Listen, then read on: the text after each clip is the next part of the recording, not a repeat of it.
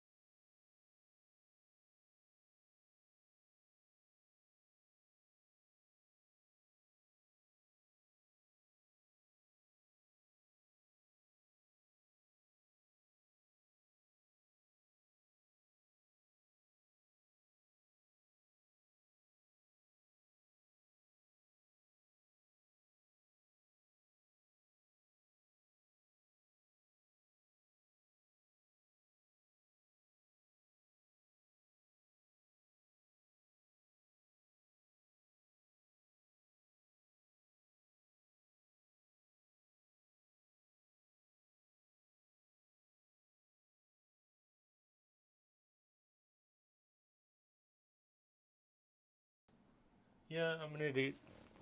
Um, and yeah, let me fix this. Couple things.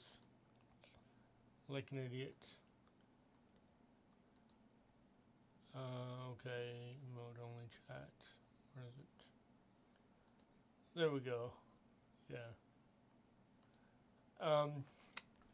Since I, yeah, sorry about that. Since I moderate a lot of streams, I figure, and I have to ban a lot of people just over the, over the time.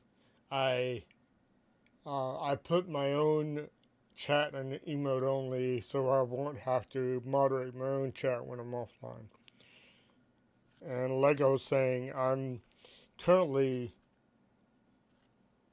sorting cards so that I can eventually be able to find cards that I'll need later for decks and such. Decks or cards that I'm giving to friends and such. Um, I I used to do the sorting by alphabetical order, and then sort those by alphabetical order by T's and alphabetical order. It's just easier not to, because that takes way too much time versus trying to just look through all the R's, S's, T's, and find the cards that you might have versus the cards you don't have. At some point, I may end up sorting otherwise, but this is just the easiest, especially when I have another few thousand to sort. I mean, I'm already doing it by color. That took a while, but now it's currently this is the easiest thing, even though it does take a while. And if you'd like, I will go through and name all of the cards that I'm currently seeing. Titled Warrior. It's from Stronghold. No, Exodus. Older cards. Wall of Tears. Aethertide. Technically not an A, but I'm putting in the A's. Manta Raiders. Rootwater Hunters. Rootwater Hunter I have in a particular deck that I love. Power Taint. And a lot of jokes that can be made from that. Okay, Curfew.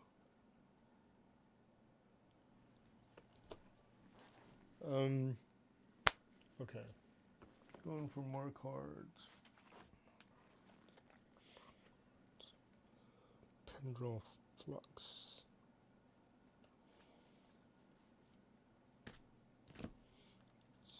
Box Merfolk. Ah, the Merfolk. A deck that I actually built a Merfolk deck probably 15 years ago, and I immediately sold it on eBay. It's one of those things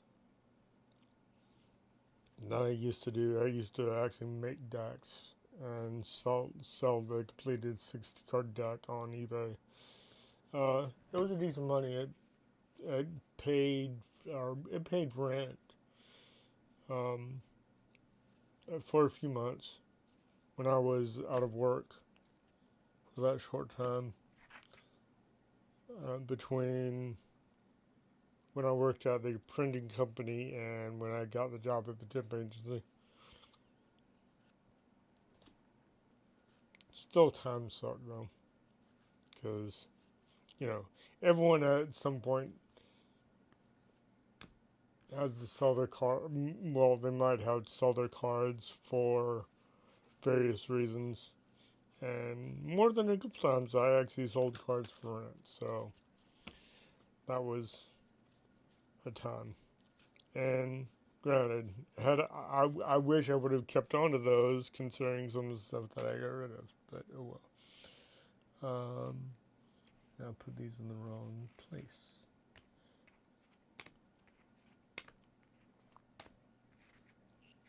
Windrake. Flying 2/2 for 3. That sucks. And oh, well, welcome Alexis. Appreciate you coming by. I'm happy to see first time chatter that isn't trying to sell me, graphic stuff or anything. You're an actual first time chatter. Rock on. Hope you stick around. If you don't, glad you stopped by. Cloak of Mists. 2 cost enchantment. Target creature is unblockable. I mean, for the time, Urza's Saga, not bad, I guess. Thalicos Dreamweaver, Shadow 1/1. Um,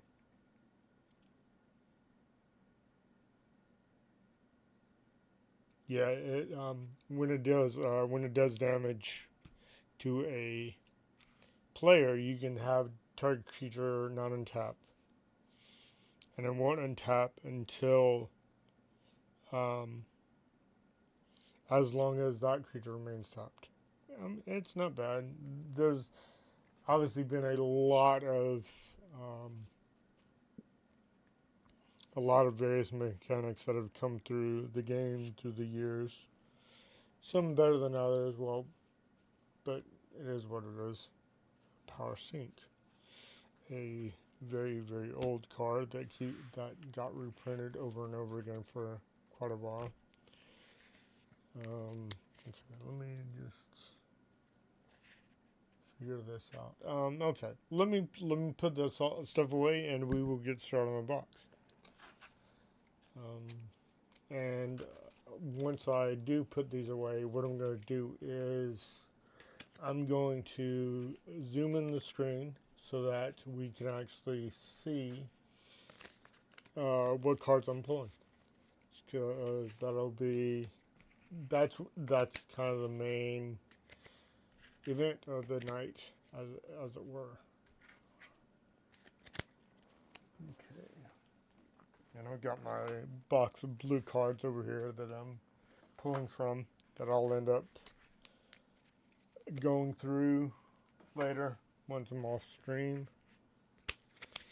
And okay, summon Belt Serpent and Wind Drake. I haven't cracked the box yet. I was just sorting my blue cards.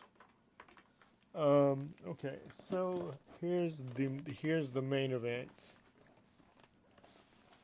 Okay, what do we got here? The box from Wizards. Let me just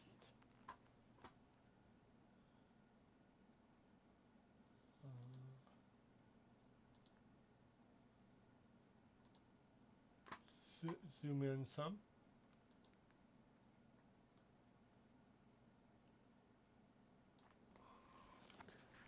Let me figure out the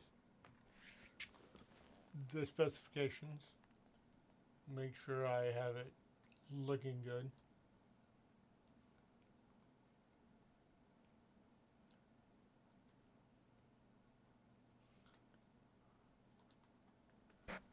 Okay. So here's the box. I gotta figure out where. Okay, that's where it looks good. Let's go for there. Okay. So this is the magic box.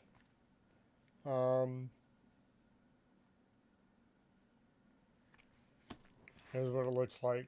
Actually, did it reverse again? Cause I had the cameras. Okay, it did. Okay.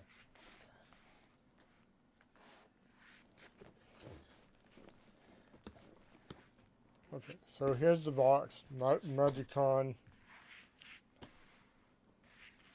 Okay, let's crack this and see if we pull anything good. I'm unsure kind of exactly what to expect, but we will see. So let's get this here.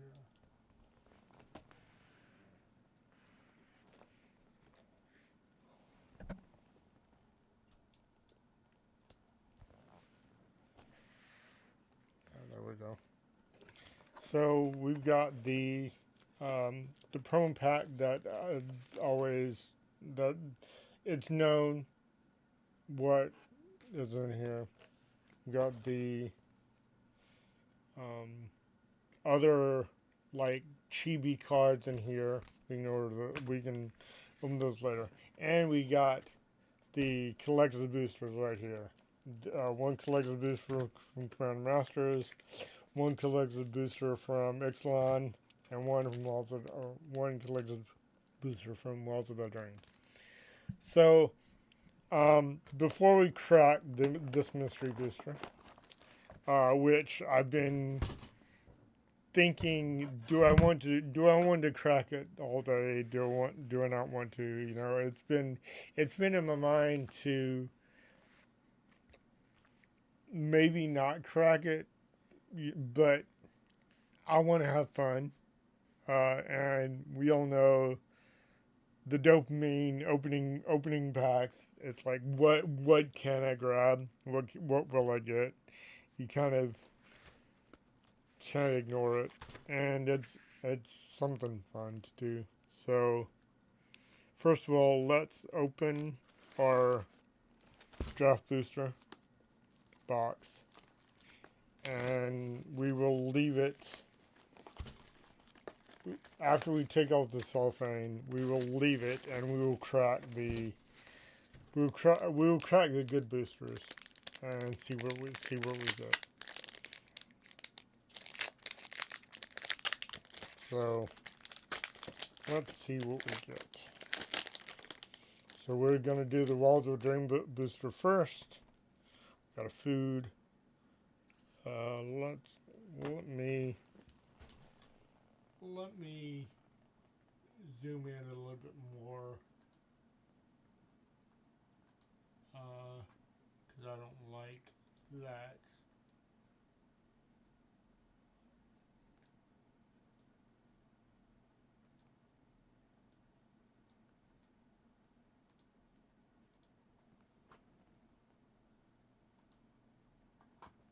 Did it not?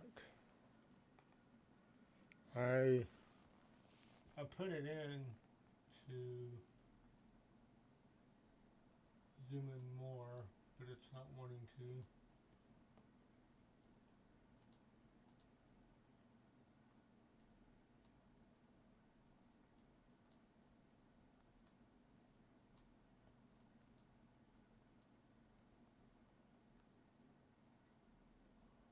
Oh, that's the maximum.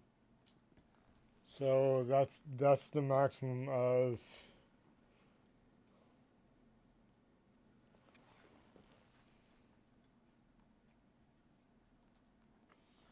Yeah, apparently that's the maximum. So we got a food, got Sleep Cursed Fairies. I should have probably tested this out better, because you can't really see the best. I'll figure this out for next stream. Got shared anonymity, animosity. Whenever a creature you control attacks, if it gets one +1/+0 into the end of the turn for each other attacking creature that shares a type with it. Not bad for tribal decks. Restless Bivouac. ETB tapped. It's a land, ETB is tapped, red or white. You can pay one and a red and white, and it becomes a 2/2 red and white ox. And whenever it attacks, put a 1/1 counter on target creature. Not a bad land. Likeness Looter. So you can blue and black, flying, draw a card, discard a card, tap it. Pay X. Likeness Looter becomes a copy of target creature card in your graveyard with mana value X, except it is flying in this ability. Not a bad card. I have a deck that might want to go in. Okay, Devouring Sugar Maw. It is both an adventure and a horror. You can pay 4 to have a 6/6 minutes trample. At the beginning of your upkeep, you may sacrifice an artifact, enchantment, or token. If you don't, you tap it. Or You can, as an adventurer, pay one and one white, create one white human creature token and a food token. Okay. Hatching plans. When hatching plans, put in the graveyard from the battlefield, draw 3 cards. Interesting. Um, if you have a way to um, put in the graveyard easily, good way to draw 3 cards for 2 mana. And another hatching plans, figures, my luck. And a very, very beautiful shiny swamp. Totem 10, Swarm Piper. Um, when it or another non-token creature you control dies, create a 1/1 black rat creature with token with this creature cannot block. Target attacking rat you control gains death touch until in return. I guess that'd be a good rat commander. Soul God Lantern. When a DTBs, exile target card from a graveyard. You can sacrifice it and exile each opponent's graveyard. Interesting. Or you can pay 1 and sack it to draw a card. Collector's Vault. Pay 2, tap it, draw a card, then discard a card, then create a treasure token. Interesting. Misleading Moats. Target creature's owner puts it on the top or bottom of their library. Alrighty. Conceited Witch. Creature and an adventurer. You can adventure it for 1 black, create a Wicked Rule token attached to target creature you control, or make it a 2/3 creature with menace. Aquatic Alchemist. 2 cost. Whenever you cast your first instant or sorcery, it gets +2/+0. It's naturally 1/3. Put target instant or sorcery card from your graveyard on top of your library for 3 mana. And Harried Spear Guard. For 1 mana, 1/1 haste, and when it dies, create a 1/1 black rat creature token with this creature cannot block. Okay. Not really anything exciting in that booster, but let's see what else we get.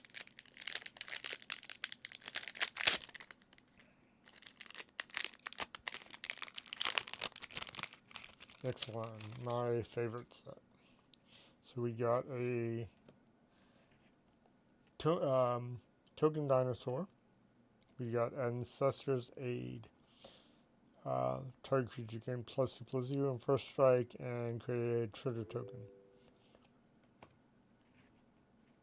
And Pathfinding Axejaw, dinosaur, 4 mana, 4/3. When it DTBs, it explores. Rampaging Spiketail, dinosaur. When it DTBs, target creature you control gets +2/+0 and indestructible, and swamp cycling. Not bad. Walk with the Ancestors. Return up 1 target permanent card from your graveyard to your hand, then discover 4. Council of Echoes. When it DTBs, if there are 4 more permanent cards in your graveyard, return up to 1 target non-land permanent other than Council of Echoes to its owner land. Kind of pre-devoid. Interesting to see that, prior to devoid being a mechanic, officially. Defossilize. Return target card from your graveyard to the battlefield. That creature explores and then explores again. For 5 mana, it is a little expensive, but getting something directly from the graveyard onto the battlefield, in my opinion, is good. Black, it does seem a bit slow, but splashing of the colors, it could be very beneficial. Maybe black-green. We got Volatile Fields. Taps. It's a land and a cave. Taps for colorless. You can sack it to destroy target non-basic land. An opponent controls a player may search the library for basic land, and then afterwards you get a treasure token. Not bad. Not bad at all. And the beautiful, beautiful islands. Scythe Claw Raptor. Whenever it's a dinosaur, whenever players cast a spell, if it is not their turn, the raptor deals 4 damage. Not a bad card. Good anti-blue meta. Wild Old Poet of Unity. When it ETBs, search the library for base land, reveal it, and put it into your hand, then shuffle. You can exile it, then return it to the battlefield transformed. So it's normally 2/3. You pay 5 to transform it, and you get a saga, which on first create 2/3 the dinosaurs. Second, World of the Field gains creatures controlled have tap to add red, green, or white. Then 3, search for library of dinosaur card, real and put in your hand. Number 4, dinosaurs you control gain double strike and trample in return. Fourth one, it is a druid. You can tap for 1 of any color, 2, exile target from the graveyard. You may cast dinosaur creature spells from among cards you own, exile with it. So, get ready to get dinosaur cards back. A Hot Ball, the Surging Soul. So, at the beginning of combat and return, each merfolk creature you control explores. When it attacks, you may put a land card from your hand onto the battlefield if you don't draw a card. And Veto. Whenever you it's a 4/4/4, 2 colorless, 1 white, 1 black. Whenever you sacrifice another permanent, you gain 2 life. If this is the first time this ability is resolved this turn. If it's the second time, each opponent loses 2 life. If it is the third time, create a 4/3 white black vampire demon creature token flying. So if you have a reliable way to sacrifice permanents, that could be a very, very interesting commander. So Ellie and Alan. So Jurassic Park, obviously. So you 2/5 exile target creature card. Exile a creature card from your graveyard. Discover X, where X is the mana value of the exiled card. So activate only as a sorcery. That could be a very interesting mechanic to play around with. And threefold Thunderhulk. It ETBs with 3 1/1 counters on it. Whenever it enters the battlefield or attacks, create a number of 1/1 colorless gnome artifact creature tokens equal to its power. You can pay 2 and sack another artifact, put a 1/1 counter on threefold Thunderhulk. Actually, I'm kind of happy with these cards. Just, I'm seeing cards I've never seen before, plus I'm having some good ideas on new decks, which is always fun. So we are opening the Commander Masters pack now.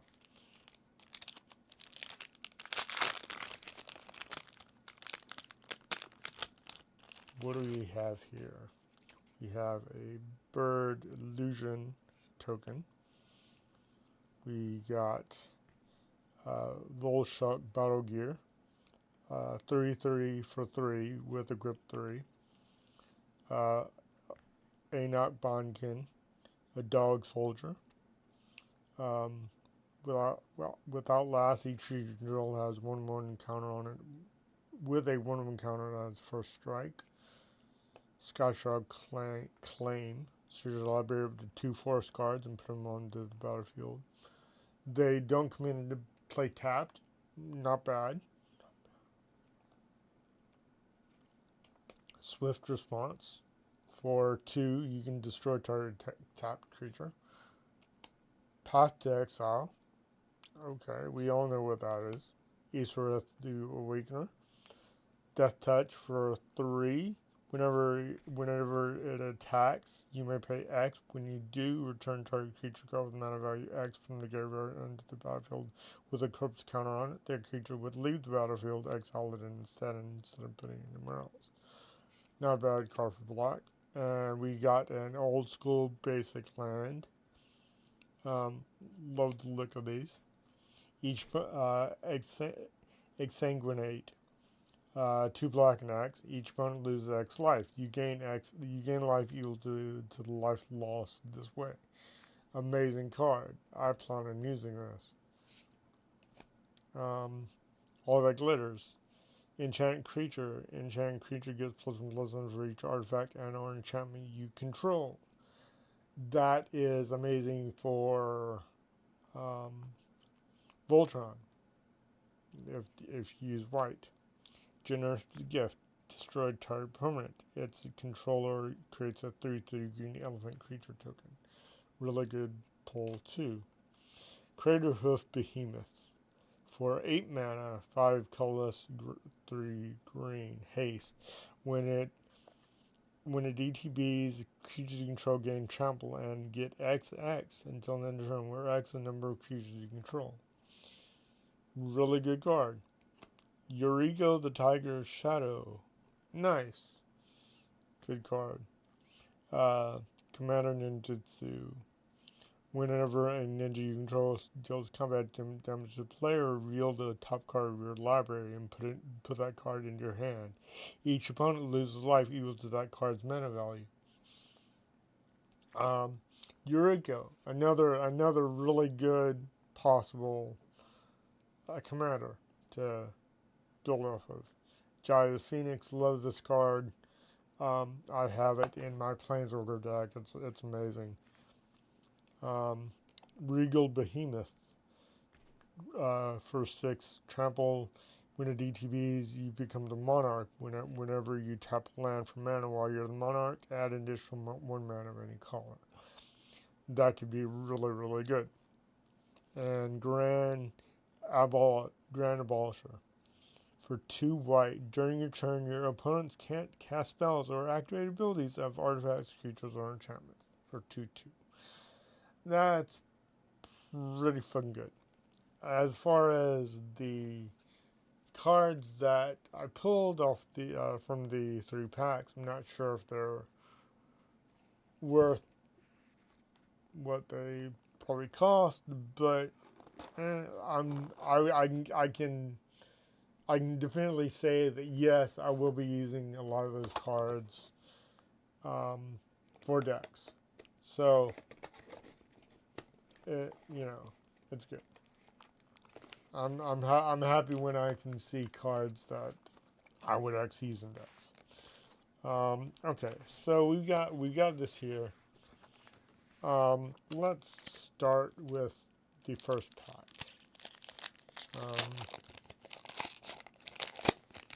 Let's see what we get. So we got from Onslaught.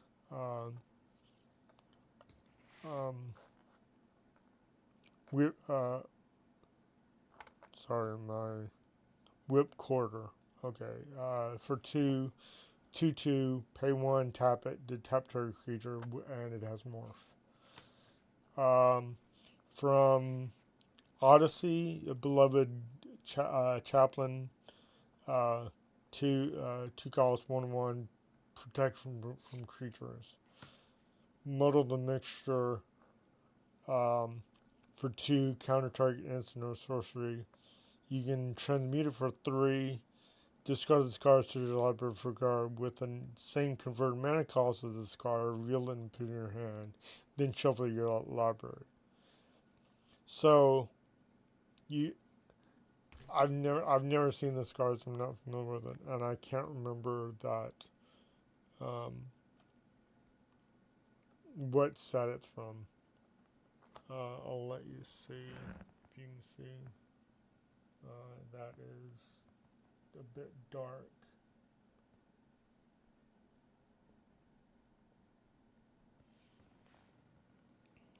But yeah, having a counter, an instant sorcery counter spell that you can get rid of for 3, and then go get a convert mana cost 3.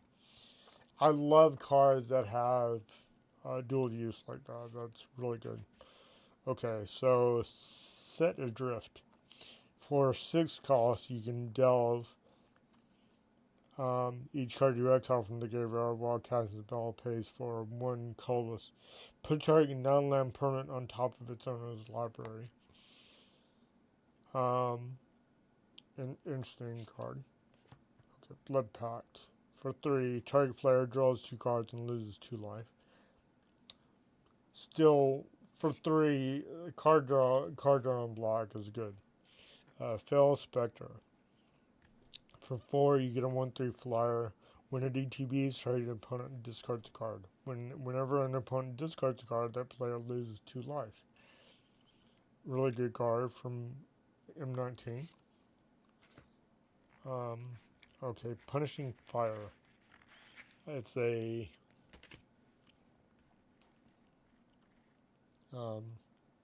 red instant for 2 mana. It deals 2 damage to target creature player. Whenever an opponent gains life, you may pay 1 red. If you do, return this card from graveyard to hand. Fanatic Amogus. 4/2 for 4. When it DTBs, it deals damage to each opponent equal to your devotion to red. That could get really sick in a monocolor red. Granted, and 4 really isn't that much for red. Okay, Destiny Spinner. Creature and enchantment spells you control cannot be countered. And for 4, target land you control becomes an XX elemental creature with trample and haste in the turn, where it acts as the number of enchantments you control. It's still land. That could be really, really, really good in some decks. In Voltron decks.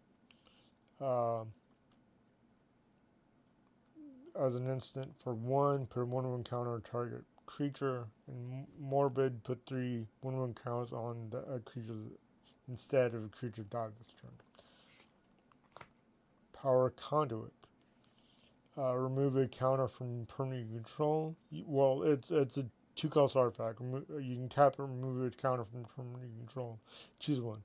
Put a charge counter on target artifact, or put a 1/1 counter on target creature.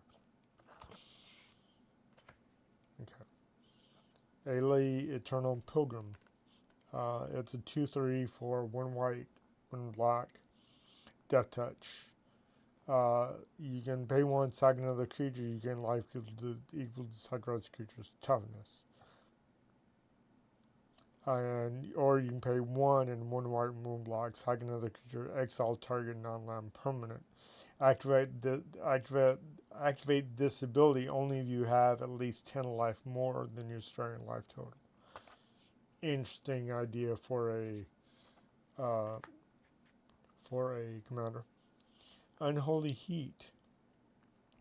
Unholy Heat deals 2 damage to target creature or planeswalker. Delirium. Unholy Heat deals 6 damage instead if there are 4 or more card types among cards in your graveyard. Wow, that could be really, really good. And the fact that it has Delirium is kind of funny, considering what we've seen in the new Duskmourn stuff. Okay, Krut Clan Ironworks. It costs 4 as an artifact. You can sacrifice an artifact to add 2 colorless. That has potential of being something good. And the first of many weird cards. So 4/3 for 4, two colors, one blue, one red. Flash haste. You may ignore the words activate only as a sorcery while activating abilities. So it lets you activate things that would normally be a sorcery as an instant. That could be fun. That could be a lot of fun. Okay, let's go for pet 2. See what we get. Okay. Omen of the Sun. When a DTB is created 2/2 white human soldier creature tokens and you gain 2 life. You can sack it to scry 2.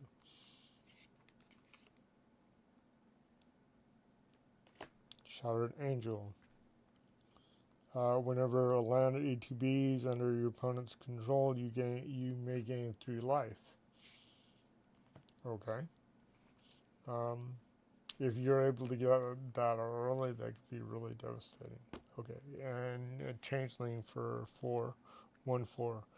Switch its power and toughness. The fact that it's a changeling is really good. I like changelings a lot. Okay, Ghostly Flicker.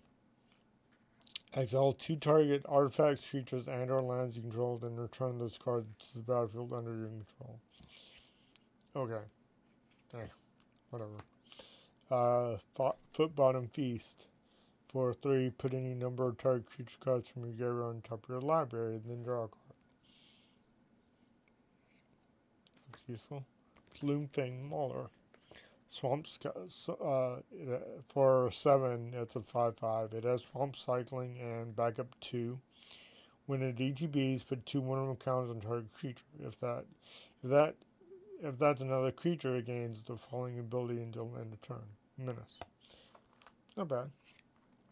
And we got Goblin Gardener.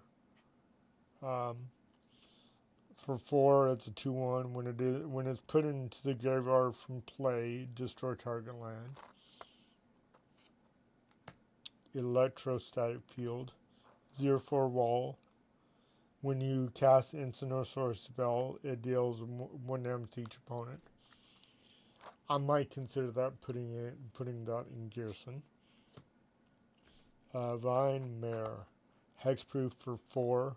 Cannot be blocked by black creatures. It's a 5/3. Dread Lenorm. It's a snake dragon. For 7, it's a 7/6. Can't be blocked by creatures with power 3 or less. Or as an instant adventurer for 4, put 2 1/1 counters on target creature and untap it against hexproof. Slippery Boggle. Cannot be the target of spells or abilities your opponents control. And it costs either 1 green or 1 blue, and it's a 1/1. Narset's Reversal. For 2 mana, instant, copy target instant or sorcery spell, and then return it to its owner's hand. You may choose new targets for the copy. Interesting card. I like it. I would definitely use that. Dragon's Rage Channeler. Whenever you cast a non-creature spell, surveil 1. Delirium, as long as there are 4 more card types. Okay, Delirium. So we get +2 flying and attacks each combat if able. Okay, not bad for a 1/1 for 1. Singer Vampire. So, old school card. Very iconic Magic card. But it has new art in it, and it's got the Future Sight border. And Wrath of Leknev. For 4, destroy all creatures. They can't be regenerated. Untap up to 4 lands you control. Holy shit. This is an amazing card. I would use this. That's really good. For 1 white, 2 or 1 colorless, 2 white and 1 blue, destroy all creatures, and then tap 4 lands. Yeah, that's really fun good. I like it. So, okay. Next round. Imposing Vantasaur. 3/6 for 6 mana, 3/6 vigilance, cycling 1. Kind of overcosted. This cycling for 1 may make it worth it. Samurai with a Pale Curtain. Bushido 1. If a permanent would be put into grave or removed from the grave instead. That could be really good. Voyager Drake. For 4, 3/3 for 4, multi-kicker. When it ETBs, up to X target creatures gain flying until end of turn, where X the number of times it was kicked. And Experimental Augury. For 2 mana and instant, look at the top 3 cards of your library, put 1 of them into your hand, and the rest on the bottom, then proliferate. Augur of Skulls. For 2, for 1 for 2, you can pay 2 to regenerate it. You can sack it to target player, discards 2 cards, and play this ability only during your upkeep. Interesting. And so that's a consistent way of making your opponent discard cards. Brood of Cockroaches from Visions. If it is put into your government play, pay 1 life and return to your hand. It's a 1/1 and it costs 2. Yeah, I mean, that the Brood of Cockroaches being from Visions and being that strong. I mean, not all older sets had shit cards. Inspired Tinkering for 5. Sorcery. Exile top 3 cards of the library until the end of turn. You may play those cards. Then create 3 treasure tokens. For 5, it is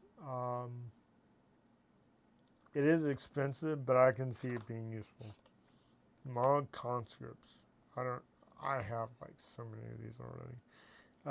For 1 red 2/2, counterattacking unless you successfully cast a creature spell this turn.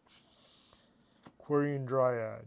For 2, whenever you cast a spell that is white, blue, black, or red, put a 1/1 counter on it. That could, this card is interesting because you can place it in a commander deck that uses not only these but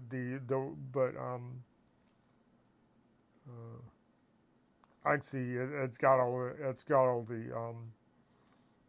the color names, but since it actually doesn't use the mana symbol, you can put it in any deck that uses green and any other color, and it would still get the bonuses. Dawn Trader Elk, or 2/1 for 2, sack it to search the library for a basic land, put it on top. Grizzly Salvage. Real top 5 cards of your library. You may put a creature or land card from among them into your hand and put the rest into your graveyard. And Expansion and Explosion. You can pay on one side it's an instant, copy target instant or sorcery spell with convert mana cost 4 or less.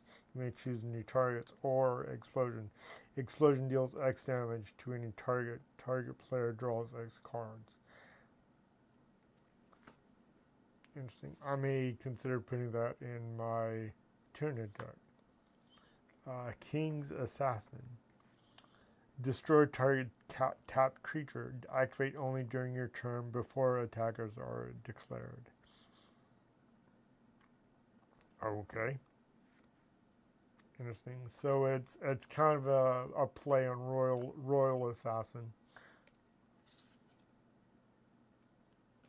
And ooh, look at this beauty. I wish it had better art, but it's a time spiral soul ring, or rather, it's a alternate frame soul ring. I like it. I'll use it. I'm happy. A card that that I can actually use in any deck and enjoy playing. And what did I get? Audric Luna Marquis for 3 for um, 33 for 3. At the beginning of each combat, creatures you control gain banding until end of turn. If a creature you control has banding. The same is true for Changeling, Devoid, Fear, Flanking, Horsemanship, Ingest, Intimidate, Landwalk, Shroud, Tantrum, Wither, and activated ability. And the activated ability sacrifices this creature to add a colorless. So this, if by chance you use this as a commander, it could do funky stuff. That could be fun.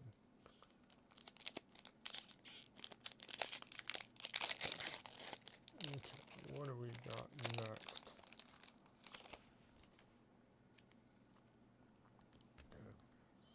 Alhuru, some ritualist, Lone Lion, Riseman's Tides, Ovinomancer, Unburial Rites. I'm gonna start going faster. But if I hit something huge, I will tell you definitely. Blazing Crescendo,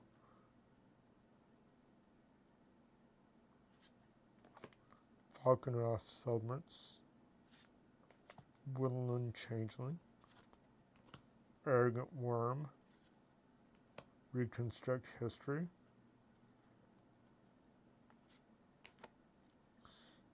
Jorah of the Gitu,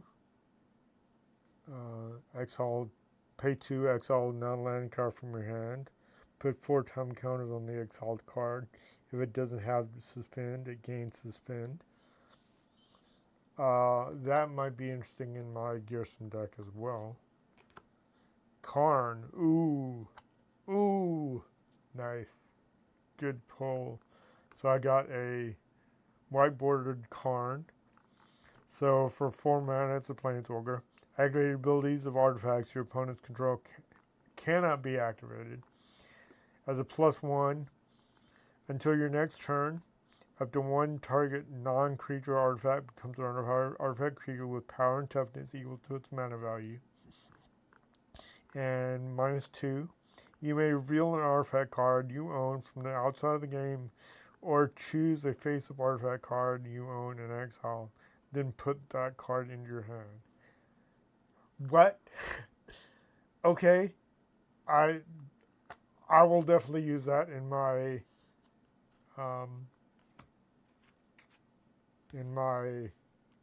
Super Friends deck. Erratic Portal. Pay 1, tap it, return target creature to its owner's hand unless its controller pays 1. That's a bitch card. And Common Black Removal for 4. 2 colorless, 2 black, instant. Choose 1, destroy target creature, then create a food token, create a treasure token, put a menace counter on creature you control, or that creature's control mills cards equal to its power. That sounds mean, but I'm very happy with Karn. Karn, I think, was a huge pull. Okay. So, look. Oh, no. I was thinking of the other card that we talked about earlier. So, Karoo. So, it's a land from Visions. It comes into play tapped. When it comes into play, return an untapped planes you control or bury it. You you can add 1 white and 1 colorless mana to your mana pool. Not a bad card. Decent land from Visions. Grateful Apparition.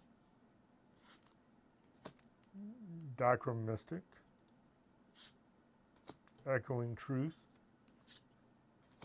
Shade's Form. Kaya's Ghost Form. Two-Handed Axe. Searing Blaze.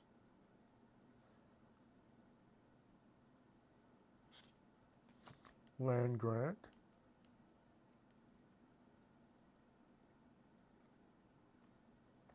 So this is a really good card. Sorcery for one colorless, 1 green. If you have no land cards in hand, you may reveal your hand instead of paying its mana cost. Search your library for a force card and put that card in your hand, then shuffle. Stinging Shot. Patriarch's Seal. For 3, it's an artifact. Add 1 mana of any color.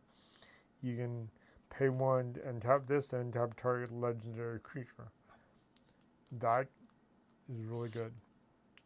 Part the Water Veil for 6. So, 4 colorless, 2 blue, sorcery. Take next turn after this one, then exile this card. You can also awaken 6 for 9, 6 colorless, 3 blue. So if you do awaken it for 6, you also put 6 1/1 counters on target land you control, and becomes a 0/0 elemental creature with haste. That's still a land. Interesting. That could be really good. And Rat Colony. So it's a creature and a rat that has +1/+0 for each other rat you control. And a deck can have any number of cards named Rat Colony. Unrolled Breach. Enchantment. Each non-land card in your graveyard has Escape. The escape cost is equal to the card's mana cost plus exile 3 other cards from your graveyard. At the beginning of the end step, Sagra's Unrolled Breach. Okay, weird. And Arcanum Things. For 1 colorless, 1 white, artifact equipment. Equip creature as flying, equip 2. Equipment swap. Exchange this equipment with an equipment card in your hand if this equipment was attached to a creature, attach the new equipment to that creature. I like the feel that they were trying to do with this. That could be really useful, especially if you're playing a heavy equipment deck. Something to get out, something a lot quicker. Okay, what do we got? Otherworldly Journey. Chastise. Cephalid Illusionist. Silver Guild Daughter. Buried Alive. Love that card. Cartouche of Ambition. Tybalt, Rakish Instigator.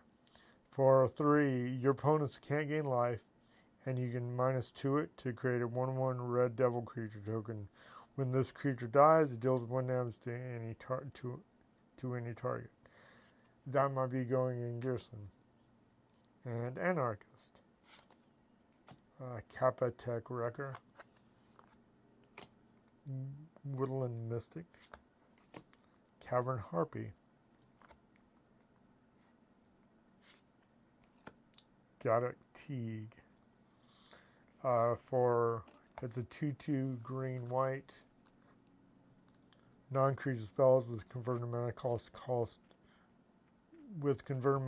4 or greater can't be cast.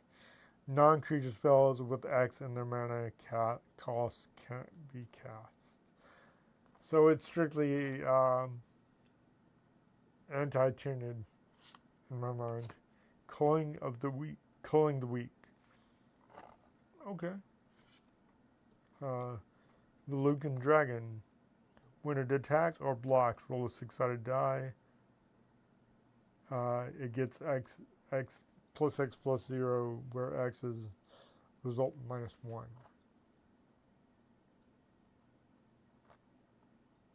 Oh, yeah, I bet it is. And Duelist Convocation International.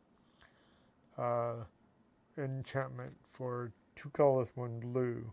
When it ETBs, choose a 10-digit number at random and write it down. Whenever you play a land or cast a spell, if it shares a mana value with one or more uncrossed digits in the chosen number, cross up one of those digits and draw a card. Then, if all 10 digits are crossed out, you win the game. That could be fun.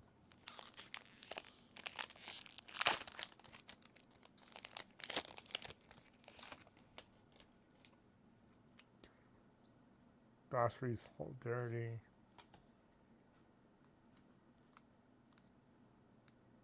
Daru Spiritualist. Startle. Wash Away. And okay, Cleave. You may cast a spell for its cleave cost. If you do, remove the words in square brackets. Counter target spell. And in brackets it says that wasn't cast from its owner's hand. So, okay. Fell Stinger. Mischievous Poltergeist. Besmirch. Firebelly Changeling. Hunter's Edge. Noose Constrictor. Quicksilver Dagger. Enchanted creature has this creature deals 1 damage to target player, and then you draw a card. This might go into Gearson. And I don't know what this card is. For 5 green, it's a 10/10 dinosaur. That's all I can get from it. Bojuka Bog. Alternate border. Control of the court. Draw 4 cards and discard 3 cards at random. Ooh. And Bridget, who's seen some stuff. Legendary creature, Kethkin Archer. 3/3 vigilance for 4. Nimble. Creature can't be blocked by creatures power 3 or greater. Kithkin you control have Thought Weft. A creature with Thought Weft has all printed keywords abilities of all other creatures you control with Thought Weft. Okay, so basically it makes all Kithkin slivers. Effectively. That could be a fun deck to build, a Kithkin sliver deck.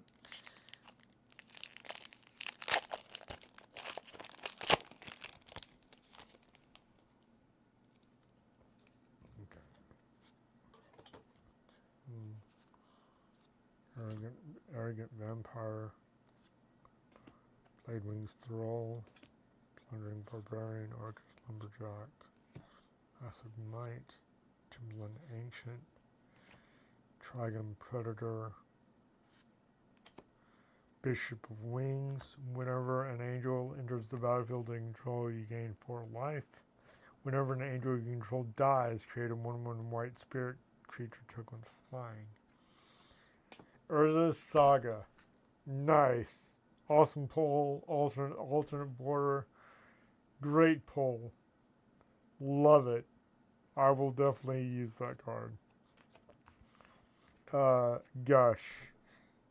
For 4 and blue, you may return 2 islands to control to their owner's hands instead of paying its mana cost. Draw 2 cards. Not a bad pull there. And Knight of Lost Causes for 2 white vigilance 2/2. As long as you are way behind, Knight of Lost Causes gets +3/+these and has indestructible. You are way behind if, at any point during this turn, an opponent had 10 or more life than you, controlled at least 3 or more creatures than you, or had at least 3 more cards in hand than you. These interesting card. Could be fun.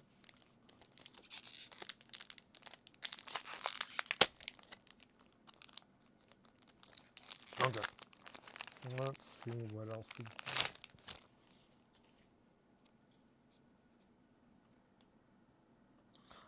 Slaughter the Throne, finish into eternity.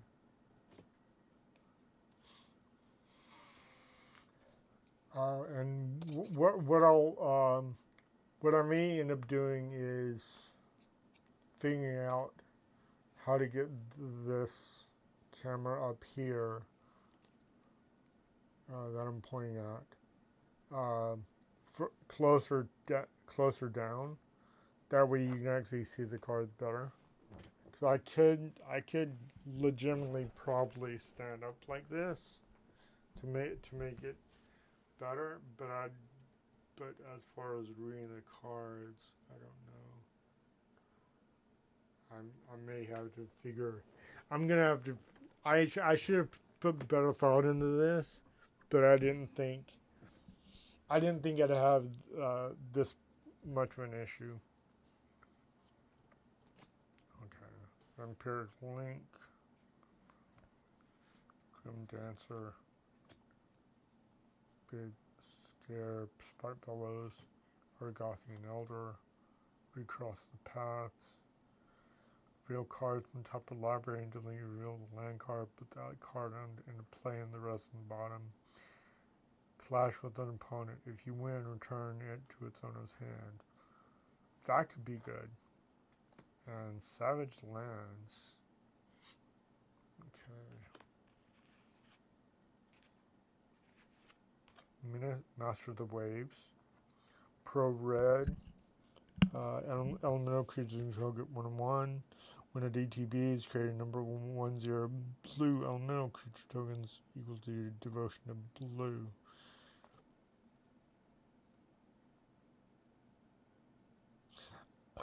Oh, I see. There's your ones, but if you're creating a lot of them, they each get 1/1. So, and snow-covered mountains that are whiteboarded.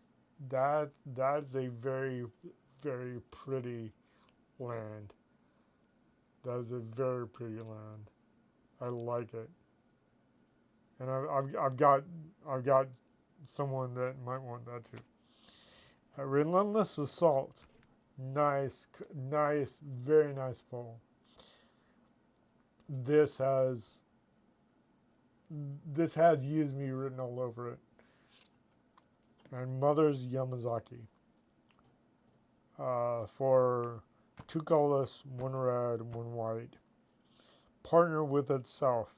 When this enters, target player may put Mother's Yamazaki into their hand from their library, then shuffle. A commander deck can include 2 of this card, and they can be your commanders. As long as you control exactly 2 permanents game Mother's Yamazaki, the legend rule does not apply to them, and samurai you control get +2/+2 and have vigilance and haste. I'm actually, in this case, I'm hoping I'll pull another one, because this would be a fun commander to build off of. That could be really cool. I like it. I love the flavor of the test cards. Prothomaldus. Bias. Narcolepsy divided by 0. Steel Strength. Paragon of Open Graves. Exuberant Fuseling. Goblin Taskmaster. Overgrowth, Spore Mound, Unmake, Coalition Relic.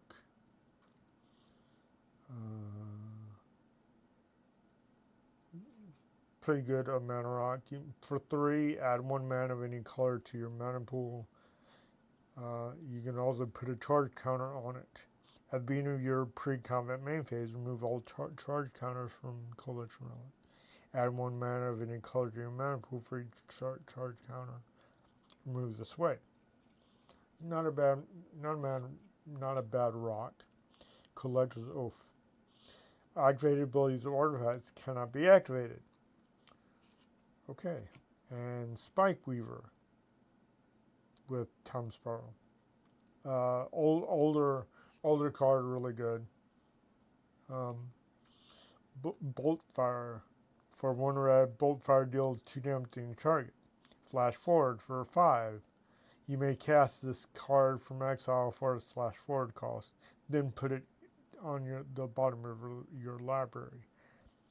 Wow, that's cool. I dig it.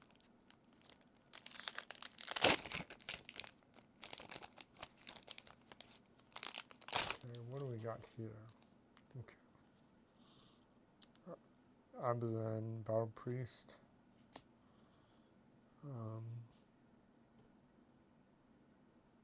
Mistfield Plains, Serpentine Curve, Daring Saboteur, Archfiend of Sorrows, Reckoner's Bargain,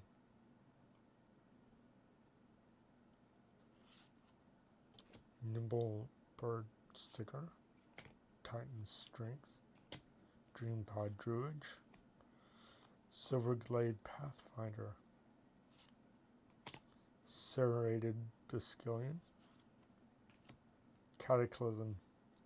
Each player chooses from among the permanents he or she controls an artifact, a creature, an enchantment, and a land, then sacrifices the rest. Spell Pierce. Counter target non-creature spell unless its controller pays 2. Back to basics. Non-basic lands don't untap during their control's untap steps. That is stacks all day, every day. And Wear What. So it's day bound. As Wear What enters the battlefield, you may exile a creature card from your graveyard or hand. If you do, that card becomes this creature's back face, and that back face has Nightbound. If you exile the card from your hand this way, draw a card. So you get to choose its day-bound, night-bound phases. Okay. I never liked that mechanic, but I would appreciate, them making something like that in the game. So Angelic Favor, Avian Changing, Ideas Unbound, Perilous Research, Priest of Gix, Stir the Sands, Mog Raider, Enchained Berserker, Sheltering Ward, Symbiosis, Cryptic Spires. It's a land. As you create your deck, circle 2 of the colors below. Cryptic Spires into ATBs tapped. Add 1 mana of either of the circled colors. The hell? So you purposely mark this card. Wow. Okay. Weird. That's kind of cool, actually.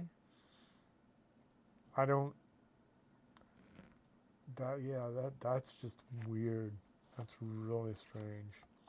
So, Sedmore Witch for 3/3/2 Menace. Board pay 3 life. Magecraft, whenever you cast or copy an instant or source spell, create a 1/1 black and green pest creature. When this creature dies, you gain 1 life. Interesting. Expressive Iteration. Look at the top 3 cards of your library. Put 1 of them into your hand, put 1 of them onto the bottom of your library, and exile 1 of them. You may play the exiled card this turn. That might be going into Garrison. Merchant Scroll. Search your library for a blue instant card. Reveal the card, put it in your hand, and then shuffle. Okay. And rule with an even hand. Conspiracy.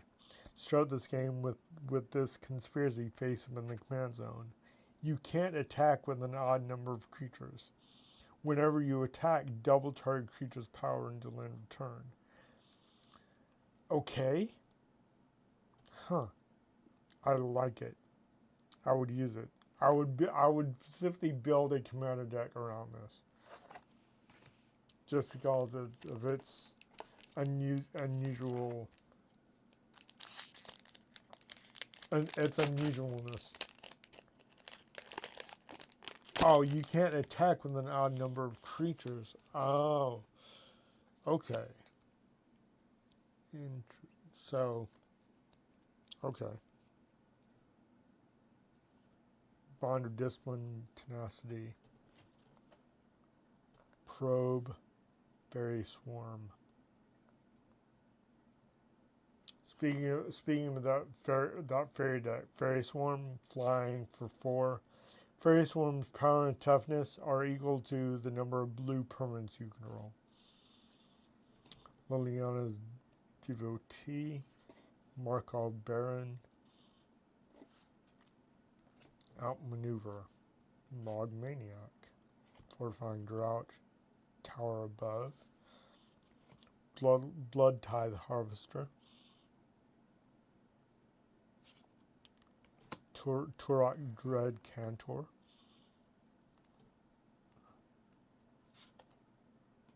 Mystical Dispute,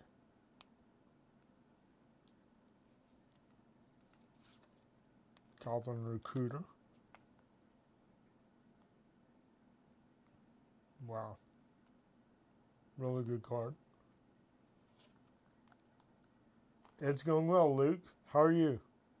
And Value Town. So it's a land that's down. It ETB's tapped. Add a blue or a red. And then you can, as an adventurer, pay 4 blue and a red. Draw 2 cards. The spell deals 2 damage to each opponent. Then exile this card. Then you may play the land later from exile. So, wow. I really want to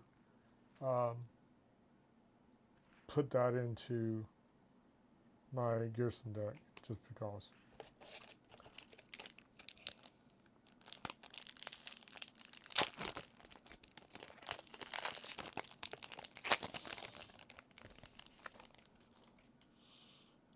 So we got Trostani's Judgment, Prismatic Strands, Peregrine Drake, Undo, from Portal, Sir Conrad the Grim, Incremental Blight, Blood Knight, Flame Elemental, Azan Master, or Azan Beastmaster, Keen Sense, Opulent Palace, Maxus Goblin Grandee. When it ETBs, reveal top 6 cards of the library, put all goblin creature cards with convert mana cost 5 or less from among them onto the battlefield and the rest in the bottom of the library in random order. Whenever it attacks, it gets 1/1 until end of turn for each goblin you control. Wow, that could be a really fun goblin commander. Icefang Quaddle. Flash Flying, when it EVs, draw a card. It has Death Touch as long as you control at least 3 other snow permanents. Alrighty. That's interesting. And Chain of Vapor, instant for 1 blue. Return target non-land permanent to its owner's hand. Then that permanent's control may sacrifice the land. If the player does, they may copy this spell and may choose a new target for that copy.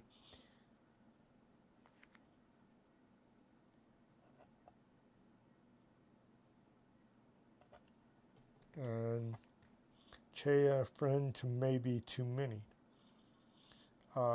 Familiar spells you cast have flash. Familiar spells are bats, birds, cats, dragons, fairies, foxes, frogs, imps, lizards, and spiders, as well as any creature with familiar in its name. You can tap it to add X green, and each opponent loses X life, where X is the number of familiars you control. That could get really sick really quick. I like the concept. I could see a lot of people complaining if you use this as your commander, because that I mean I'd be willing to try and build around it, just because it seems like it'd be fun. It's like, and I'm all up for building new things. So we got Rebuff the Wicked, Baffling End, Shipwreck Dowser, Flux, Blessing of Leeches, Barter in Blood, Gorilla Shaman, Burning Palm Ifrit, Findhorn Elves, Cartouche of Strength, Ancient Lumberknot, Ancestor Dragon. Whenever one or more creatures control attack, you gain 1 life for each attacking creature. And Teferi, another card that's immediately going into my Super Friends deck. So for +1, draw a card at the beginning of the next end step, untap up to 2 lands. Put target non-land permanent into its owner's library, third from the top, and her -8, you get an emblem with whenever you draw a card, exile target permanent and opponent controls. Yeah, I can fully respect the fuck to Fury. That's really fucking strong. Equilibrium. Whenever you cast a creature spell, you may pay 1. If you do, return target creature to owner's hand. I keep drawing stacks. I'm not going to complain because I'll end up using it anyway in some deck. Probably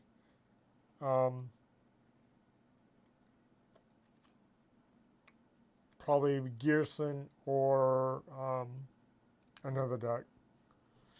And Lazotep Archway, it's a land. It ETB's tapped. It taps for white or black. Eternalize, 3 and a white and a black.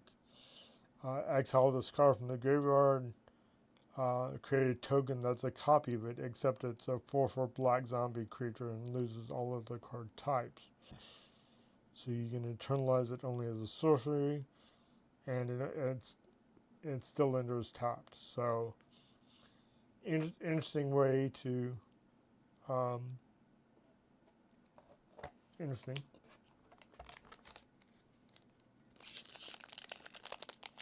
It's a good way to get a 4/4 zombie, mid to late game. Okay. And Stonecloaker, Rocks Meditant, Eldrazi Sky Spawner. Okay.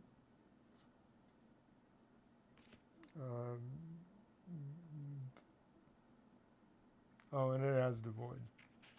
So it is technically blue. Moonglow Changeling, Moan of the Unhallowed, Rabbit Battery, and Thermo Alchemist.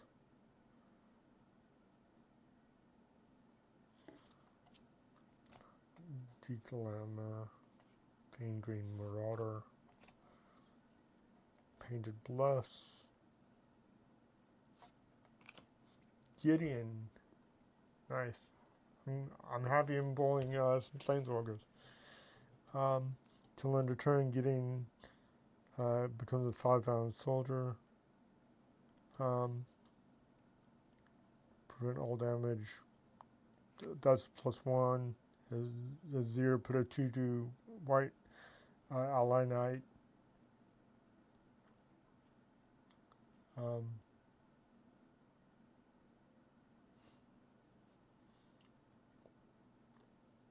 and -4, you get an emblem with creatures in control, get +1/+1. I'm happy I'm getting so many planeswalkers. That's really cool. Cathar Commando. Flash, destroyed to target. Okay. Tower of the Magistrate. You can tap for a colorless, or it gains protect from artifacts until end of turn. And don't worry about it. Enchantment Aura. Enchant. Enchant card in your hand. This aura remains on the battlefield. If you play enchanted card, or otherwise leaves your hand, put this aura into the graveyard. Enchanted card costs one less to cast. When you cast enchanted card, copy it. Wow. Good lord. I want to use this card badly. That seems absolutely amazing. Oh, well, the main reason why Meowcenary says fuck Planeswalkers is I've got a Super Friends deck. That's just me. It's absolutely fucking sick. And I've beaten him more times with that deck than any other of my decks. So to have him say that is fully reasonable. Okay. Boros Elite, Knight of the Holy Nimbus. Moon Circuit Hacker, Specimen Collector. Elspeth's Nightmare, Wicked Pact. Rimrock Knight, Irish Shaman. Norwood Archers, Elvish Harbinger. Paradise Mantle. Crypt Creature has add. So it's a 0 cost artifact. Actually no. There's not a lot of proliferate cards in the deck. There's just a lot of synergies between planeswalkers, and I've got a lot of stacks things that that makes it harder to attack me and makes it to where you only attack from one creature. But all the while I'm playing stacks versus with the opponent, I'm just building up and just hitting hard with various creatures. But yeah, Paradise Mantle seems good because it costs 0, equip cost of 1, and you can equip creature has add 1 of any color to your mana pool. Oh yeah, that two times, sometimes three times in a turn. Yes. Nexus of Fate, take an extra turn after this one. If it will be put in the grave from anywhere, reveal it and shuffle it into your owner's library. Really good card. I plan on using it. And snow covered forest. Nice, love it. Crackdown. It is foil as well. Non-white creatures with power through your grave don't untap during their controller's untap steps.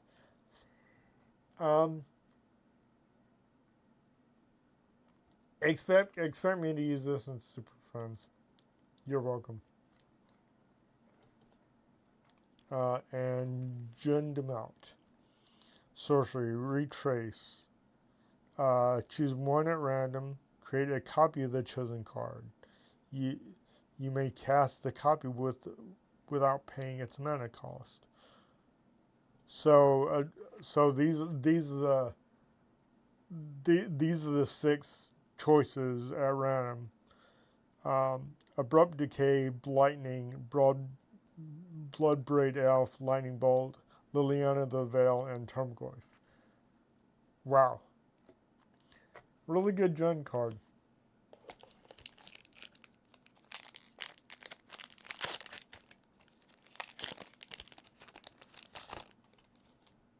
Yeah.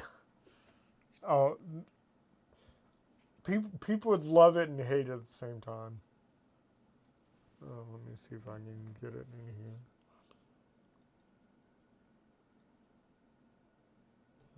That's not gonna.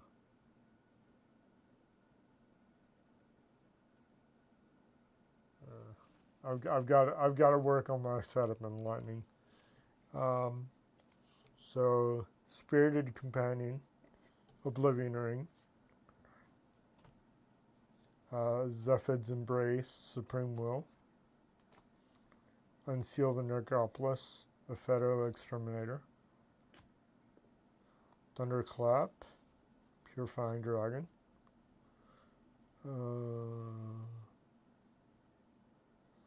may consider putting that in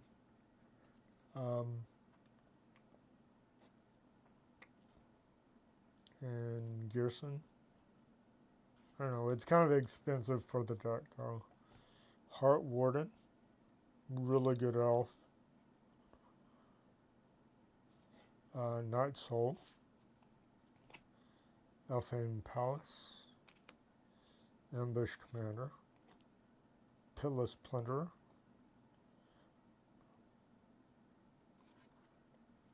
Cabal Ritual, alternate border, or future sided Cabal, and Under Construction Skyscraper Land. So, ooh, wow. So, it's a land that level up for 1. Normally it taps for colorless, level 1 through 7. You can tap it to add a colorless white, green, or black. Level 8 plus, you can add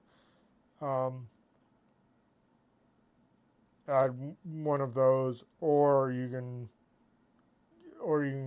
colorless and scry one. I like the concept. I wish they would put this into concept and consider making more level up lands.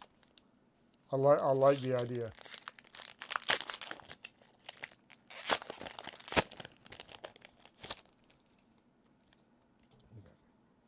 Whisper Weaver Angel, Desperate Lunge, Sea Scryer, Familiar Ruse, Footsteps of the Goryo, Placata Pillar Bug, Fiery Impulse, Sparksmith,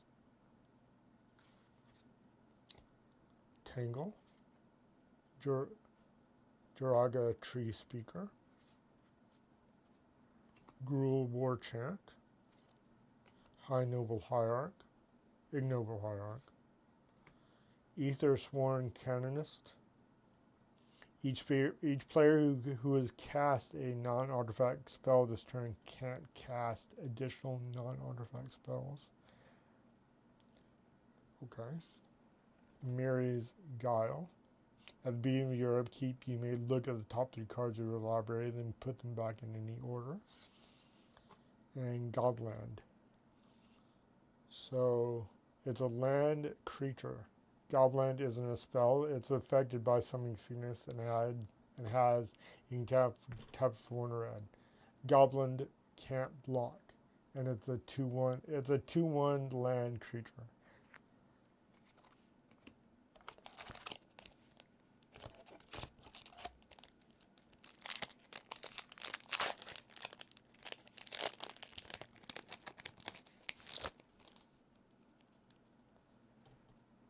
Okay.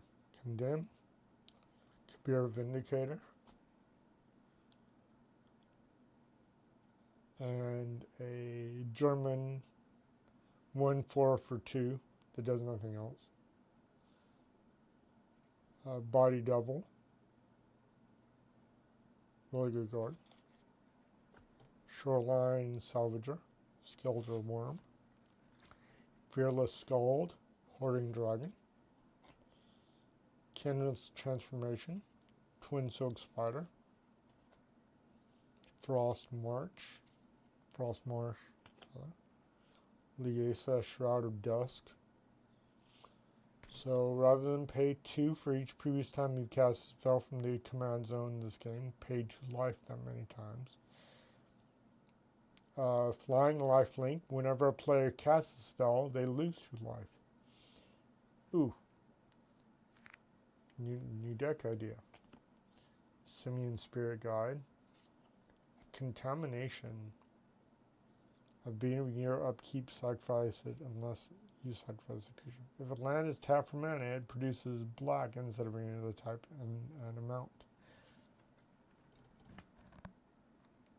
And Wise Drafter's Will for 1 blue enchantment. Your opponents play with their hands revealed. You can pay 1 and sack it to draw a card. Pay 2 and sack it to counter target spell.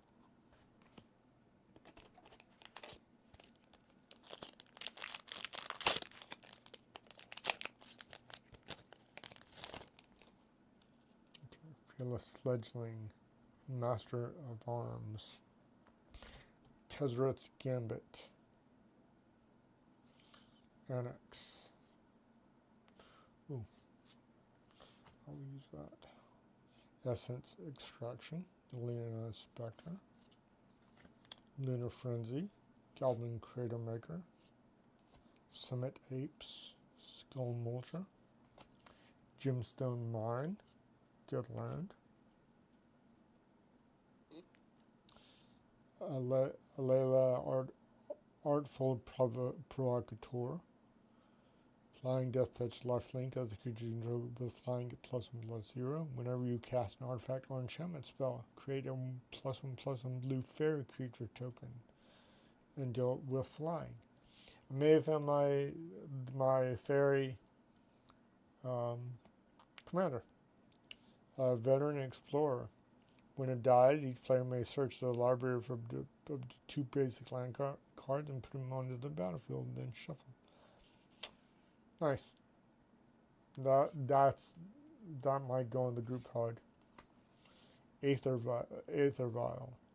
At the beginning of your upkeep, you put a charge counter on it. You put a creature card with mana value equal to the number of charge counters on it available from your hand on the battlefield.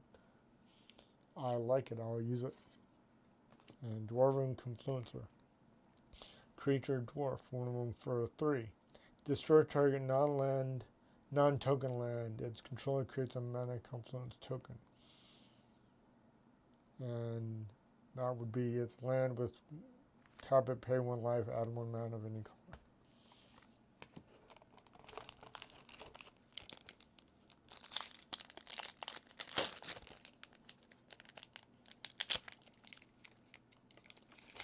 What next?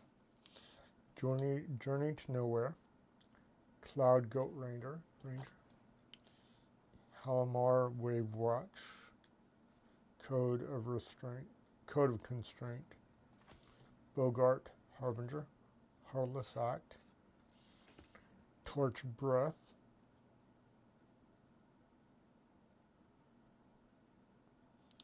Boarding Party. Ironhoof Ox. Harvester Druid.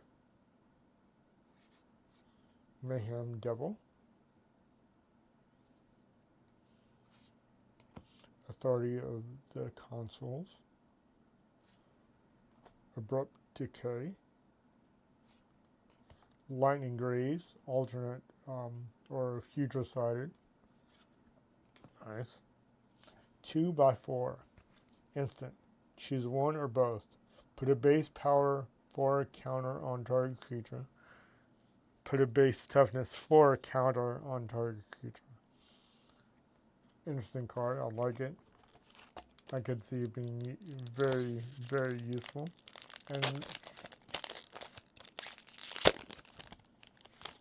Yeah, Aether Veil is great.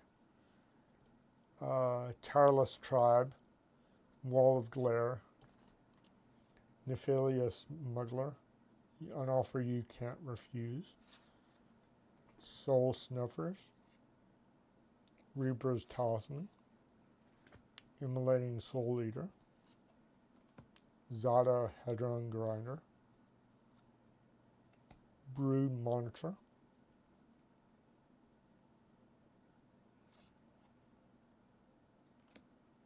Canopy Surge, Poison Tip Archer, Cryptic Command, great card, Basking Rootwalla,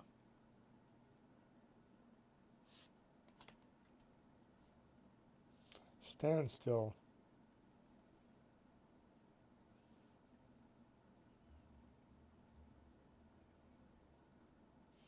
interesting, okay. Standstill for 1 blue, 1 colorless. When a player casts a spell, sacrifice standstill. If you do, each of that player's opponents draws 3 cards. This might be going into Group Hug. The Many Deeds of Balzanlock. Enchantment Saga. 1, exile up to 1 target saga card from your graveyard, copy its Chapter 1 ability. 2, exile up to 1 target saga card from your graveyard, copy its Chapter 2 ability. Exile up to 1 target saga card from your graveyard, copy its Chapter 3 ability. I like it. Okay, last pack. Then we will either talk more Magic stuff or look at my decks or whatever. I don't know yet. Contraband, Livestock, and Spirit Mantle. Web of Inertia. Chemist's Insight. Corpse Augur. Hero's Downfall. Rupture. Skewer the Critics. Tireless Provisioner. Armorcraft Judge. Give and Take. Lightning Skelemental. Thrones of Chaos. Huh? Okay. It literally has a printer on there, just Cascade and Retrace. That's it. Collected Company. Look at the top 6 cards of the library. Put up to 2 creature cards with mana value 3 or less from among them on the battlefield. Put the rest on the bottom in any order. Penumbra Umbra. Enchantment Aura. Enchant creature control. When Penumbra Umbra is put into graveyard from the battlefield, create a token that's a copy of an enchanted creature except the token is black. If enchanted creature would be destroyed, instead remove all damage from it and destroy this aura. Interesting, okay. So that is all of the cards from all the packs. I think I pulled some decent hits. I couldn't say for sure if it was. I mean, as far as the dopamine hit from opening kind of unknown cards, that definitely was pretty high. Not having any clue kind of what I'd pull from the packs themselves. Whether it was worth the $250, I'm not sure. I would have to go through and do the math on that. I doubt what I pulled would be worth that $250. I do think I made some really good additions to my collections, as well as cards that I was looking for decks, which, when you're pulling random stuff is kind of what you want anyway, as long as you like pull things that you know you'll use. That is that is where you want to be. Um, I mean, like I said, I'm very, very happy with my pulls overall. Um, I don't think I got hosed at all per se. Um, I I'm very happy. I'm extremely happy. Um, some good stuff. Um, now that that is done, let's take a look at the other stuff. Well, we kind of know what's in these already. The question is, do we leave them sealed, or do we not? I mean, I think I might leave them sealed for now, just because um, reasons. Um, I mean, obviously these cards, you know, you're taking a gamble. You're hoping to pull stuff. You could easily sell the unopened box for a lot less, or for a lot more later than you would the cards that you open. Um, I think these I'll actually leave as they are for now. Um, the possibility that they keep their value, these maybe not, since um,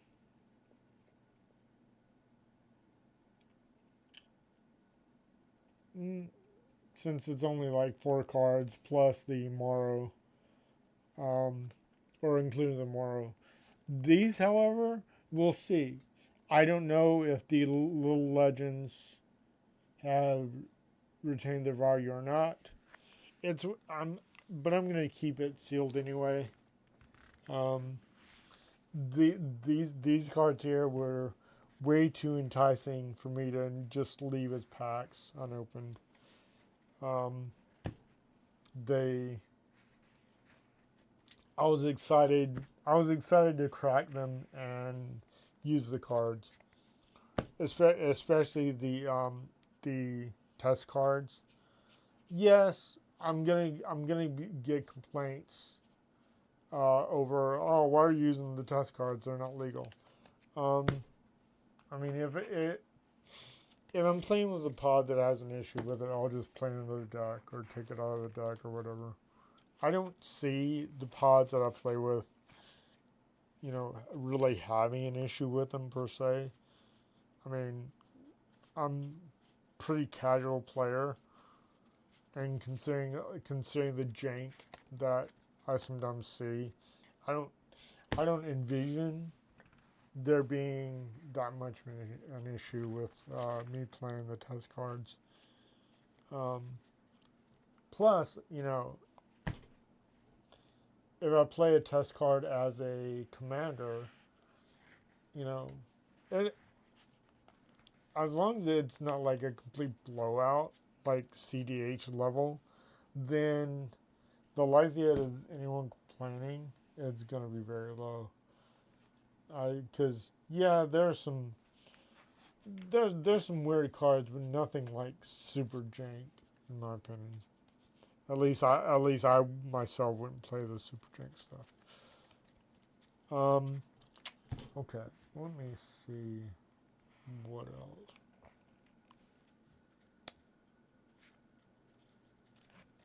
I guess I could.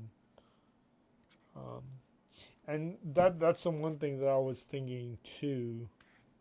Um, as far as like when I was throwing through these cards, um, how I would actually put them in my binders.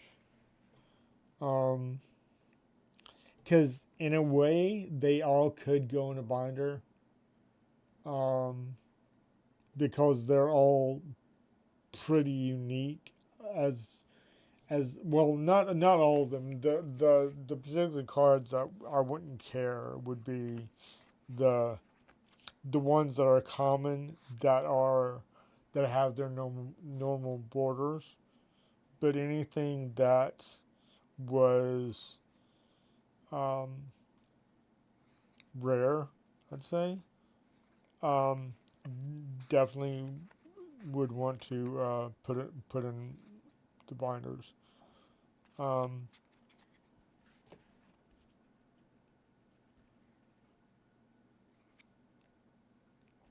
but yeah, I'm gonna do that now. Just kind of look at the rare cards and see.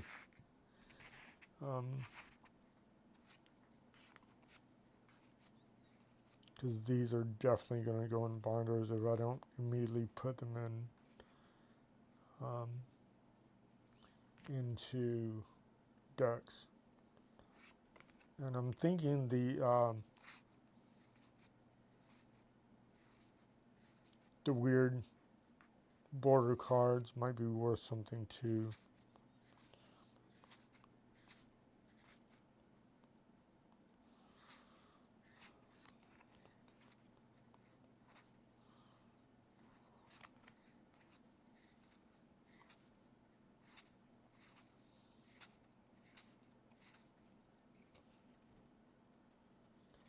Yeah, they are, but I mean,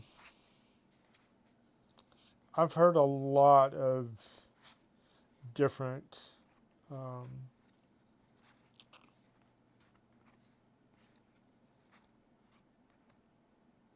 different arguments for and against. I'd say overall I'm against the bans, but that's me personally.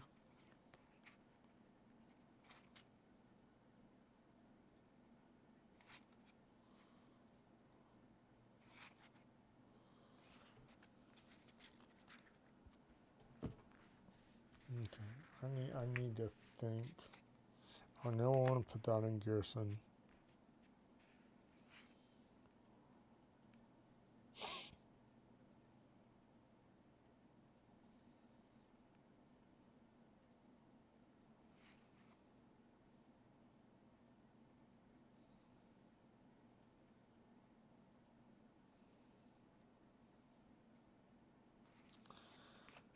That would be good in Gearson.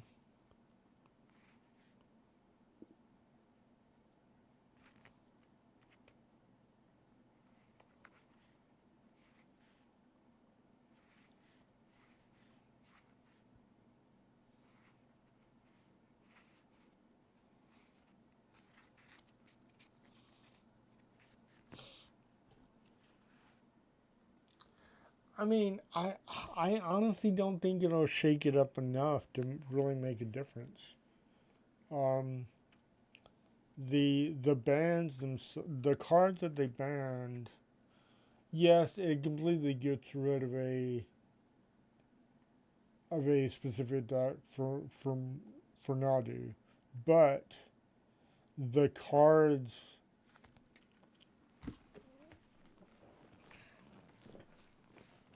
the cards they got rid of for the other purpose, I don't feel really make enough of a difference to matter. Like there are, aside from some of the other cards, there is they're all like they've got. Oh, I didn't want to do that. I did not mean to do that.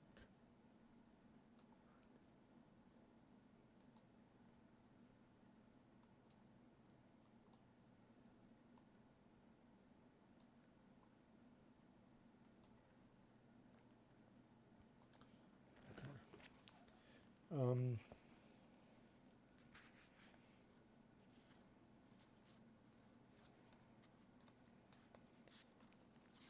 I want to say that's the first cryptic command that I've ever owned. And it's funny that I pull it in this set. No wonder I use that too. Um,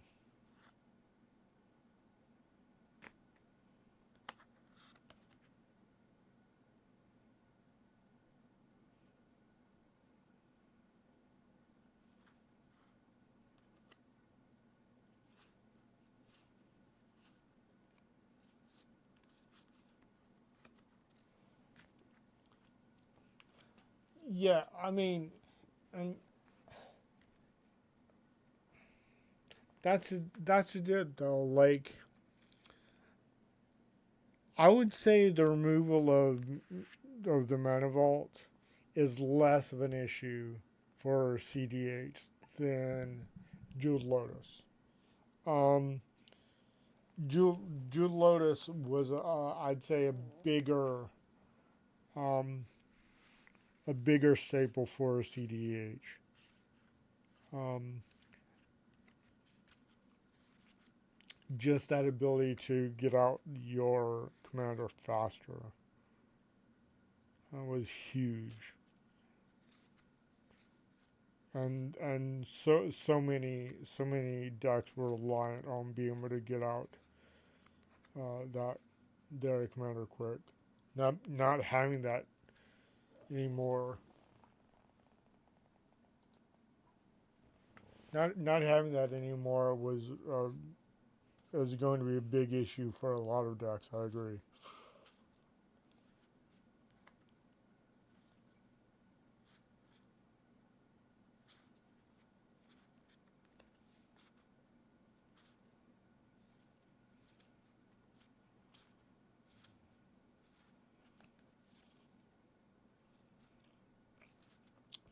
Well, I mean,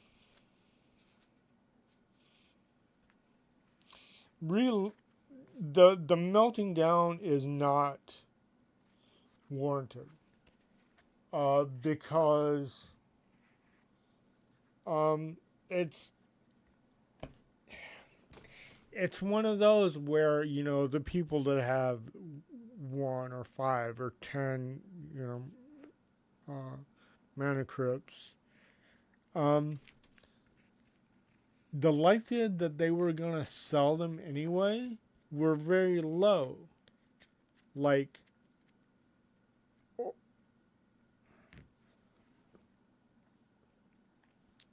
yeah, I understand not wanting them to be banned for, for sorry. I understand not wanting them to be banned, but you can also rule zero them, and I feel that most pods will do that. They'll be like, yes, um, you know, play with whatever you have, because I know most pods will do that. Like, they're not gonna go ape shit. Oh, you're playing a banned card. I foresee only that occurring if, say, you bring out a Nadu. If you're playing Nadu as your commander, then maybe we'll get pushback. But I think most people won't care.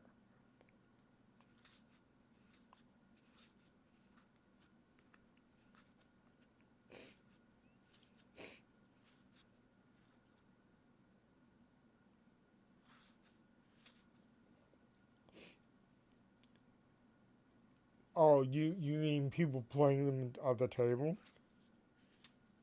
I won't.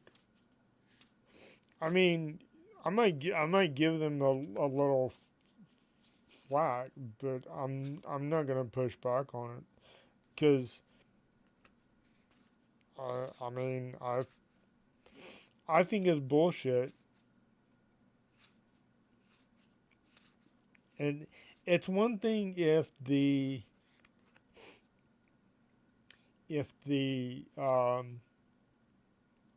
rules committee was official in terms of the eyes of wizards, but it's not really official.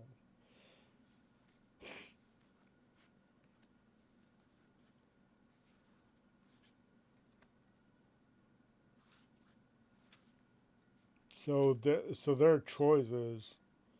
Well, it's banned by committee. That's not official. It's just a committee that kind of elected themselves.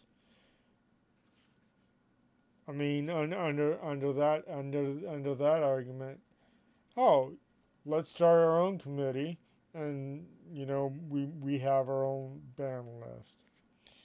There really realistically isn't any difference except for that the people around the format gives them credence.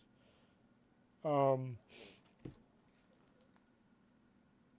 and Wizards actively put it on an official site that they own. But I wouldn't say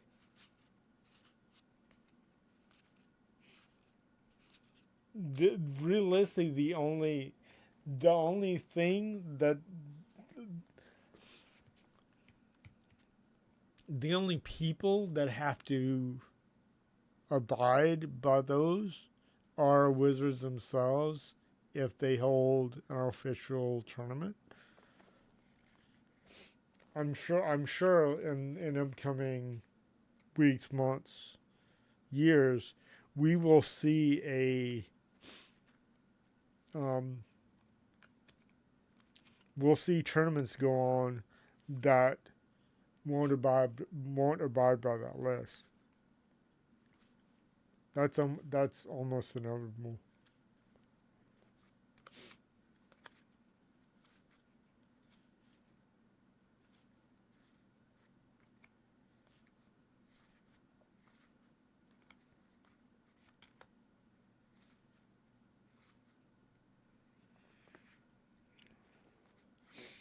Cause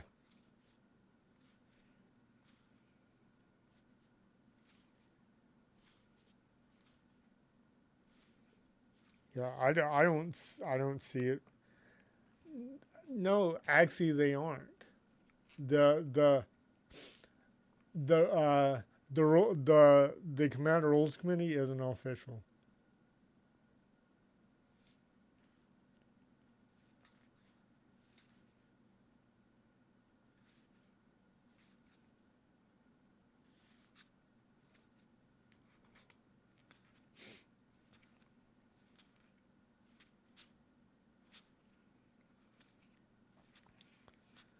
Like I said, I foresee it as being one of those things that, unfortunately, a lot of people will rule zero.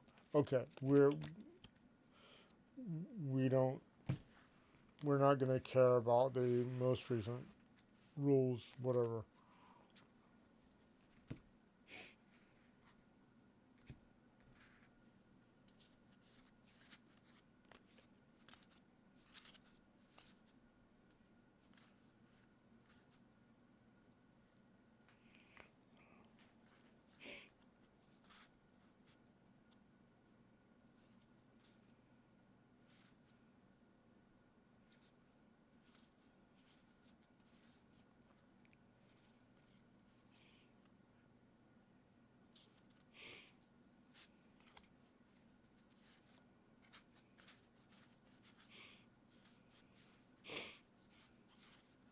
I mean,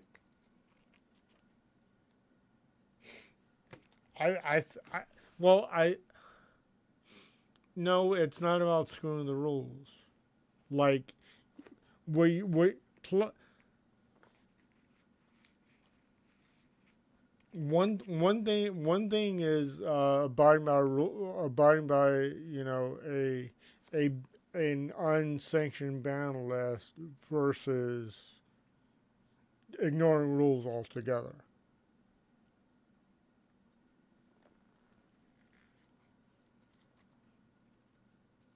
if you want to establish, playing extra land per turn as a rule zero, and your pod agrees to it, I'm all for it.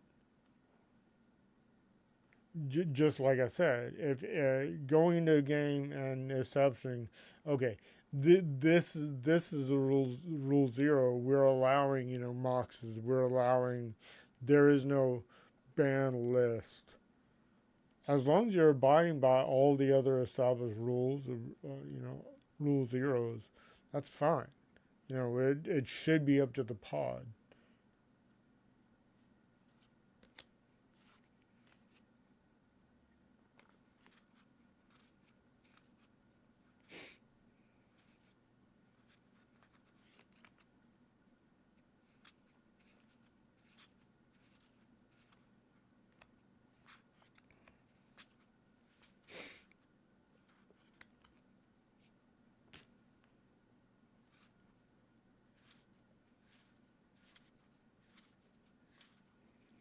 I mean, I know if I end up building a deck out of the playtest cards, I will have to ask rule zero. Do you mind if I play um, these as a commander? Because technically they are not legal as a playable card. I mean, if you look on TCG Player, these are practically worth, you know, worth less than the cardboard they're printed on, at least for most of them.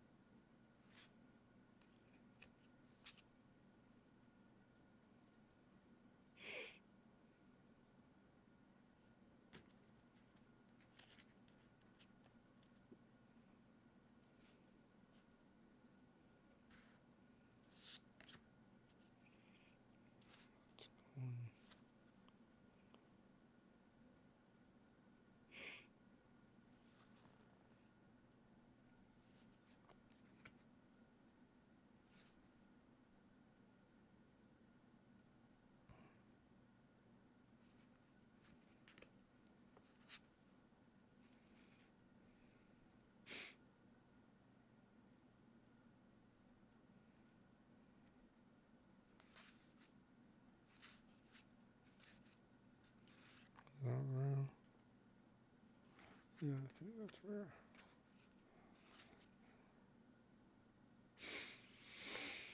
Yeah. No, I think I went through all of them now. Just check this one to make sure.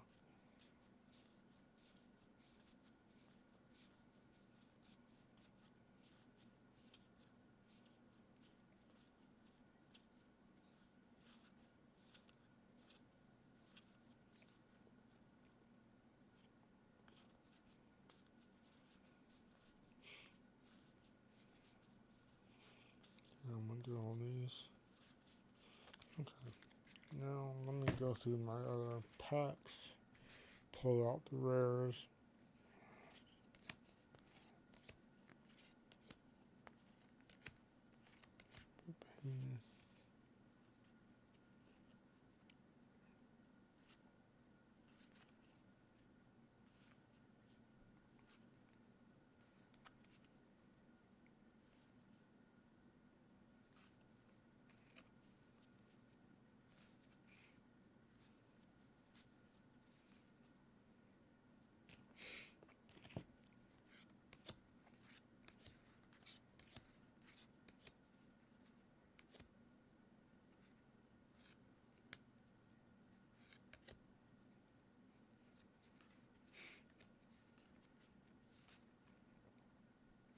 I love those lands. They look so cool.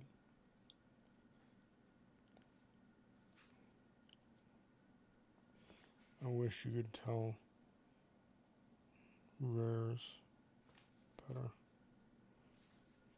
I always forget though. You can look at you always can look at the bottom left hand corner and see if something's a common, uncommon, or rare. Uncommon, uncommon, uncommon, uncommon, uncommon, rare, rare, rare, rare, rare, and token. Okay, so out of all that, I got this stack of probably semi-worthless cardboard that may or may not be worth $1 each, but at least I pulled some stuff that I'll use, which is kind of why I play. You know, I had to get out of that mentality of wanting to be a strict collector and realize what's the point of having cards if you don't play with them. Yeah, no, I mean, the the fact that I got, you know, at least another 5 or 6 ideas for decks, I love, because I'm always looking to build more unique decks. Um, the I think realistically the only reason why I don't build more is in my mind I feel like I don't have the staples that should go in there. But I'm also one that's not gonna buy a lot of the land staples, I should say, the dual lands or shock lands, pain lands, etc. So when it comes down to it, it's just a matter of, do I have the appropriate mana rocks for the deck, and things like that, and I can expand the deck later once I have the skeleton of it done. But yeah, that was the opening. I'm happy you stuck around. Hopefully, by the next time that I do something like this, I will have a better camera setup to be able to look at the cards better. Because I know with my hand being here, and I can only zoom this camera up so far. So hopefully the next time that won't be an issue. But it is now 10:30. I need to fix myself some food. I hope you all have a great night. Thanks for hanging out, and I will see you all on the next one. Bye. Thanks.